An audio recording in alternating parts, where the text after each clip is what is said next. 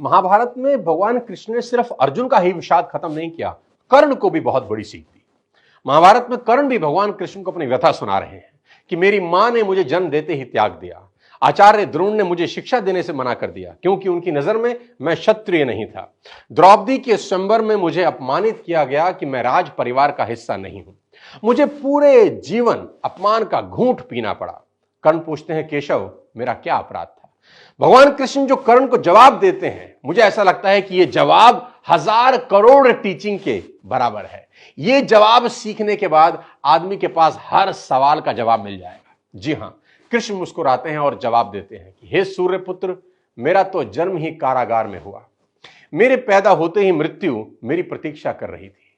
जिस रात मेरा जन्म हुआ उसी रात मेरे मां बाप से मुझे जुदा कर दिया गया और जहां पहुंचा वहां सब काम मुझे ही करने पड़े। गायें चराने से लेकर गोबर उठाने तक सब काम करता रहा। सिर्फ 2 दिन का था, मेरे ऊपर राक्षसों ने हमला कर दिया। मुझे बारंबार जान से मारने की कोशिश की गई। मेरा अपना सगा मामा मेरी जान का दुश्मन था। मेरे जीवन की चुनौतियां कहां कम थी। अन्याय जीवन भर मेरे साथ भी होता रहा। कृष्ण कर्ण को समझाते हुए बड़ी बात कह रहे हैं जो हमें सीखने की जरूरत है कि जीवन में आपका अपमान होता है, यह इंपॉर्टेंट नहीं है। इंपॉर्टेंट यह है आप उस अपमान का जवाब कैसे देते हैं। कर्ण जीवन भर अपने अतीत की कड़वाहट से भरे रहे, पर कृष्ण कभी अपने अतीत पर आरोप नहीं लगाते। कर्ण पीछे की ओर देखते हैं और कृष्ण आगे की तरफ। कुदरत ने दोनों के साथ अन्याय किया, पर कर्ण यह न्याय कभी भूल नहीं पाए और कृष्ण को यह न्याय कभी याद नहीं आया। एक ने अपने आप को क्रोध के विष से भर लिया और हीन भावना से भर लिया और दूसरे ने स्वीकृति के अमृत से। दोनों में अगर कोई अंतर था तो वो एक्सेप्टेंस का था।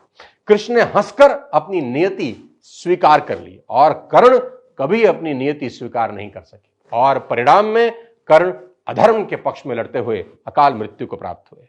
परिस्थितियों का चक्र चलता रहेगा। कई बार लगता है कि भाग्य ने धोखा दे दिया। ये चुनाव हम पर है कि हम कर्ण की तरह रोएं या कृष्ण की तरह जीवन को उत्सव में बदल दें। जीवन में रोने के लिए नहीं, हंसने के कारण ढूंढने हैं, क्योंकि जीवन तो भगवान का भी कहां सरल था। जीवन है तो समस्या होगी ही, समस्या है तो हल भी होगा।